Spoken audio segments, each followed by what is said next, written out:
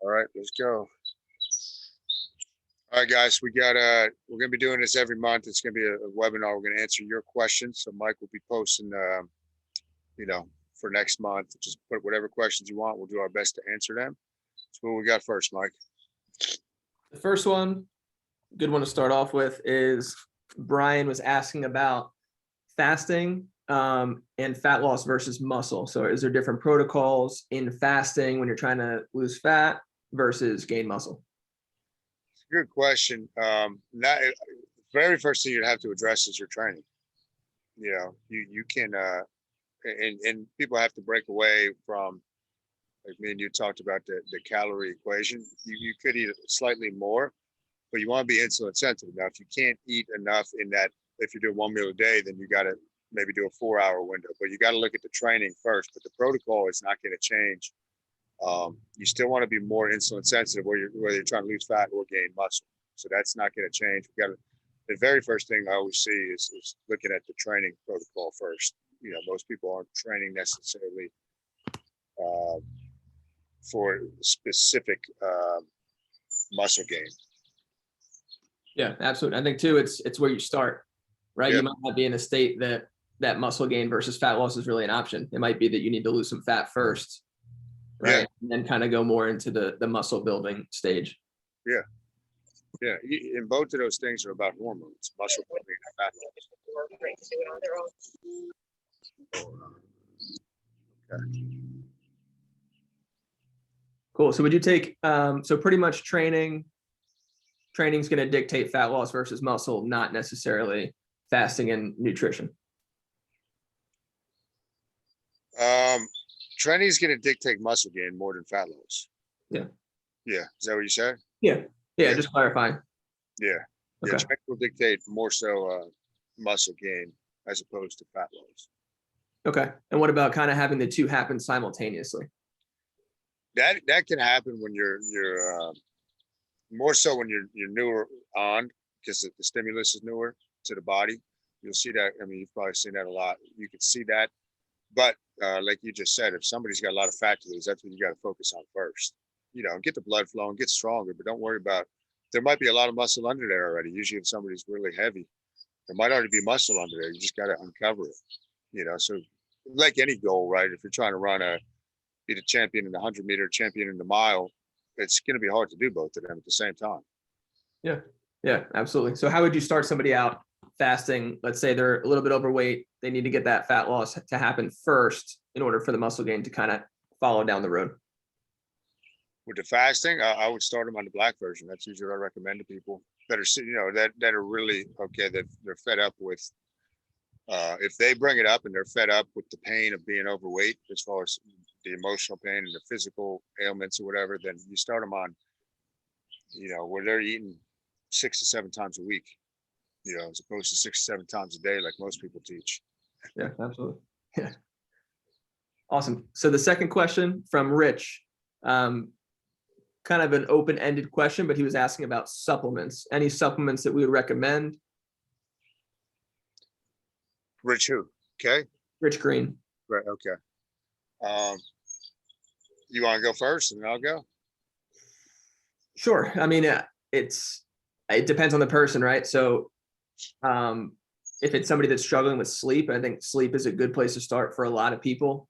We've seen a lot of good results. We were talking yesterday about magnesium. I think magnesium is a great one before bed. I personally notice a huge difference when I take it before bed versus when I don't take it before bed. We were talking yesterday, I tracked my sleep and there's a huge discrepancy between when I ran out of it and when I was taking it. Yeah. So I would definitely start magnesium and D3 just for general health, immune system function.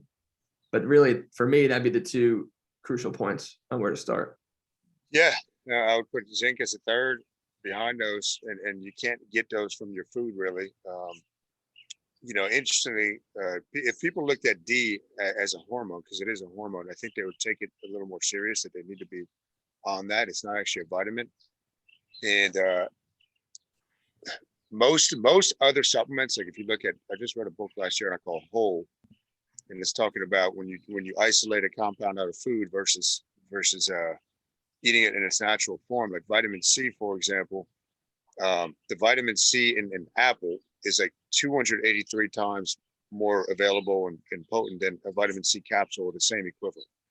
So you can isolate stuff. Magnesium and D3 and zinc, I don't, from all my research, don't really fall into that, but most of them do. Like if you're trying to isolate stuff and get some of these other vitamins from supplements, they're usually a waste of time, besides the ones we just mentioned. Yeah. And actually, you mentioned a good point to me yesterday. Can you, when you're looking for magnesium, let's say we're out of magnesium, what's a good thing to look for with magnesium? Yeah. So what Charles Poliquin always taught me was it's got to end. So your magnesium, and then the second word always has to end in the letters ATE. It's got to be a chelated form, much more available for your body. If you get magnesium oxide, it's pretty much useless for your body. But that's usually what you're going to buy in the store, unless there's a higher grade one. Now, each of the different fumarate, aspirate, there's all these different kinds, and they each affect different parts of your body. The one that we've been having trouble getting lately from Poliquin, the Ubermag, is nice because it's a blend of like 3 or 4 different magnesiums. Yeah. If you can get a blend of that stuff, it's really good. But don't get magnesium oxide and and I guess to that point too, if you're gonna get D at the store, I mean, we have it at the gyms, but if you're gonna get D, make sure it's a higher dose. Otherwise, you're gonna be taking 10 pills a day of it. Yeah. And higher dose, you're talking, I mean, the one that we get, I believe, is 10,000 IUs a pill. Yeah. A lot of these at the store are 1,000 a pill, 2,000 a pill. And like you said, you're going to be taking 10 of them just to match one of the doses. Yeah. Yeah. And because you want to dose vitamin D, for most people, you got to dose that very high, way higher than doctors recommend, at least 10,000 IUs a day. And you can get your blood work to check. And people will talk about vitamin D overdose or toxicity, which never happens. It's you'll never meet anybody that's had that happen to them. They'll try to scare you with it. D goes down an interesting rabbit hole because the international unit I use was designed by the pharmaceutical company, and it's basically micrograms, and it was designed, I believe, a lot of stuff we're told by the government and whatnot is for us not to be healthy. So if they tell you to be on X amount of IUs of D, it's such a microdose that you're not going to get any benefit of it. So it sounds like a lot, 10,000 IUs. It's not. And they know if people took adequate numbers of that, even with COVID, vitamin D is one of the best things you could take as a preventative. And for vitamin D is by far the best thing you can take for your immune system as far as supplements. But we're told that you're going to overdose on it. It's all this stuff. It's a lot of stuff we're told by the government is exactly the opposite for health. Yeah, unfortunately, health isn't necessarily something that's pushed very hard by the government. There's no money in people being healthy for them. There's no control. Any other supplements you'd recommend, whether it's for muscle gain or fat loss? Some common ones that we've had are creatine. I know your stance on protein powder, but if you want to go over that a little bit, I think that'd be helpful. Yeah, creatine is the most studied supplement, probably besides vitamin D. There's no negative side effects of creatine. It's fine on your kidneys. People confuse that, even doctors, with creatinine, which is something different. And it's actually very good for your brain. So you could take creatine, but like you said, I would start with the foundational stuff first. Creatine is not like it's very good, but it's not like it's not like an anabolic steroid or something. Like people expect a lot more than it can give you out of it. But I'll mention too, before we go over protein, even though it's not a supplement, we do have the juice, but sea salt. I mean, that everybody should be using sea salt. That is, if you go by the definition of a supplement, you should be supplementing what you're eating with sea salt. Put it in your water. Most people are very deficient. That's involved in every process in the body, just like vitamin D. And my stance on protein powder, you're basically peeing your money away if you're taking that. I mean, it's whey, it's pasteurized. It's what's left over after they pasteurize, go making cheese and milk, and even the stuff. So that's like the lower tier of the stuff, like pasteurized milk, right, and cheese, which is terrible for you. The pasteurization process destroys the protein molecule, and it's basically a poison to your body. I mean, there's whole books on this stuff. But again, people are told drink your milk, your whole milk, does body good. It's basically just poison for you. And whey is a derivative of that. If you get your protein that you need from the foods you eat, there's no reason for people to be taking. And I used to take it. Look, all this stuff I've learned the hard way. But there's no reason for anybody to be taking a protein shake, in my opinion. Yeah, I think you touched on a lot of great points about getting as much as you can from real food, Yeah, nutrient wise. And then, like you mentioned, supplements are for just that. Anything that you need to supplement to bring you up to a normal level. yeah, So exactly it. salt, especially this time of year when people are sweating, sweating, sweating. If you're just drinking water, that's not going to do the trick. You need the sodium and you need kind of the different components of the juice to replenish. Really, yeah. You made a good point. Just when it's hot and humid, I'm on my third shirt already today. I realize how much you're sweating out as far as sodium. You Yeah, know? and do you know the number off the top of your head? How much? There's a certain number of grams that you lose for every bit that you sweat. I forget that off the top of my head. I could post the old article I wrote in the tribe. I can't recall off the top of It's my a head. lot. It's eye opening for sure. It is, yeah, it is. Cool. So that is supplements. The last two questions we had, and then if you see any comments or anything come in, just let me know.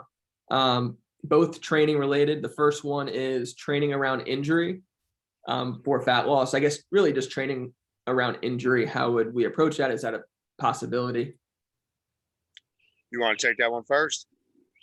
Yeah, I mean, I think training is relative, so it can be altered depending on the individual. If you have back pain, if you have knee pain, if you have shoulder pain, we can make the training plan around it. That's why you have a coach. That's why we do what we do, so that we can modify it based on the individual. So if you come in with back pain, we can do things that will help alleviate some of that back pain and get you moving, and also get a good training effect on the rest of your body.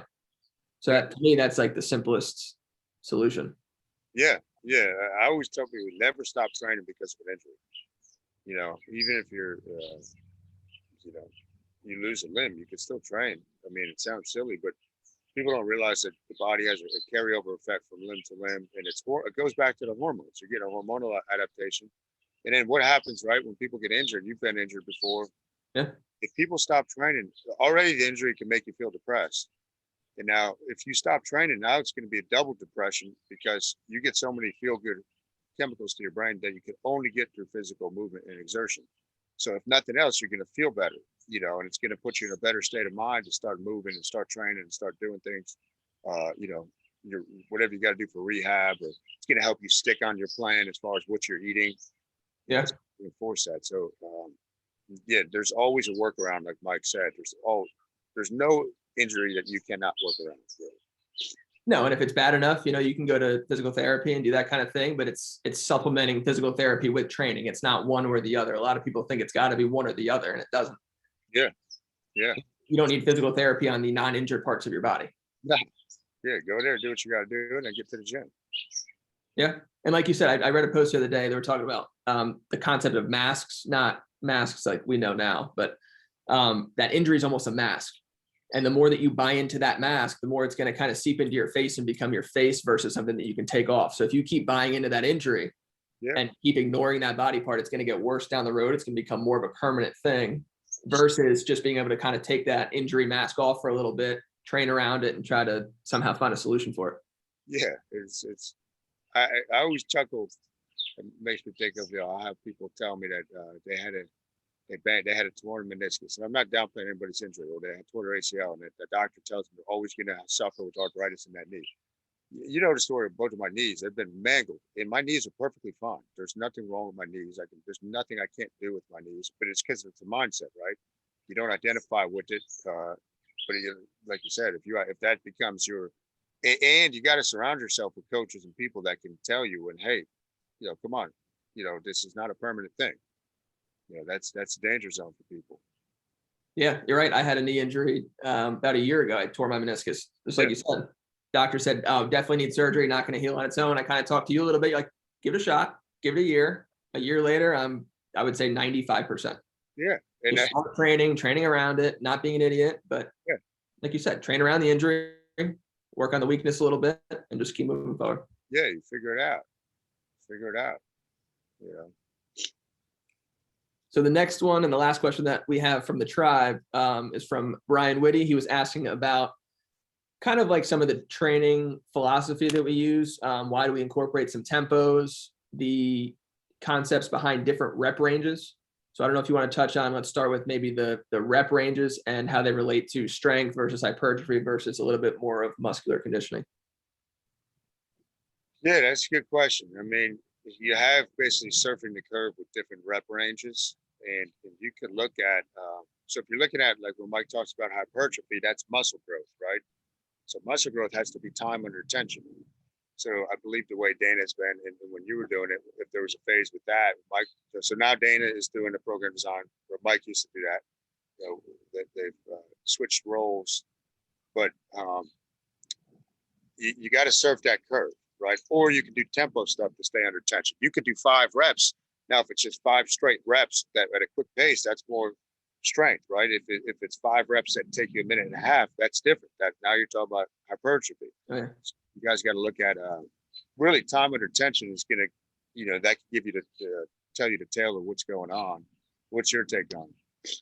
Yeah, and like you said, generally speaking, if you're going more strength, the reps are going to be a little bit lower, the weight's going to be a little bit higher. Then you kind of have that hybrid range of you're going to get a little strength benefit, a little muscle benefit, kind of that mid 4 to 8 rep range, and then above 8, kind of like hypertrophy. But again, all the reps really do is dictate A, the time of the set, and B, the weight of the set. So if you're doing a hard set of 8, it's going to take you a while, and it's going to be just as beneficial as a moderate set of 6. You know what I mean? So you'll see a lot of our programs are like 6 to 8 to 12 kind of range. You don't want to go too low because then the sets are really quick and you have to go super, super heavy to get a benefit from that. So you're kind of the risk reward there really doesn't weigh in our favor. That's kind of why we'll go 6 to 12 reps, generally speaking. And then we add in tempo work to kind of, like Kyle said, time under tension. It's going to make it a lot longer. So do you want to talk a little bit about manipulating the kind of the lowering portion or the eccentric, which is a majority of what we do? Yeah. So you're much, well, first, you're much stronger on the eccentric. So that's a negative, like Mike, let's say you're doing the bench, right? So I think you're 120% of weight you can handle versus your max, let's say what you're pressing off your chest. But the eccentric really is where you're really giving that stress to, for lack of a better term, to damage that muscle group, those fibers. And that stress is really what's going to make the muscle come back bigger and stronger, which is what you're trying to do.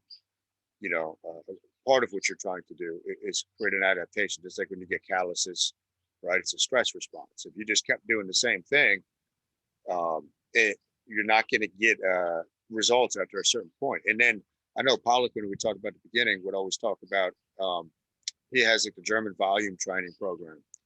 And a large part of that with the eccentrics and the way he did that was to really jack up your growth hormones. So it goes back to the hormones. Growth hormones very good at mobilizing body fat and regenerating tissue and making your joints feel nice and good. So that's about the eccentric. Eccentric is very good for rehab stuff too. It's very good for kind of feeling where you're at through space and all that stuff. And then one more thing I thought about what you just said before. Strength leads to endurance. So the stronger you get, let's say running as an example, right? You can, and I remember my sister-in-law, Taryn, when she wanted to break her, I think it was like 2015, she wanted to break like 3 hours or whatever her personal best was in the half marathon, or maybe it was full marathon, whatever it was.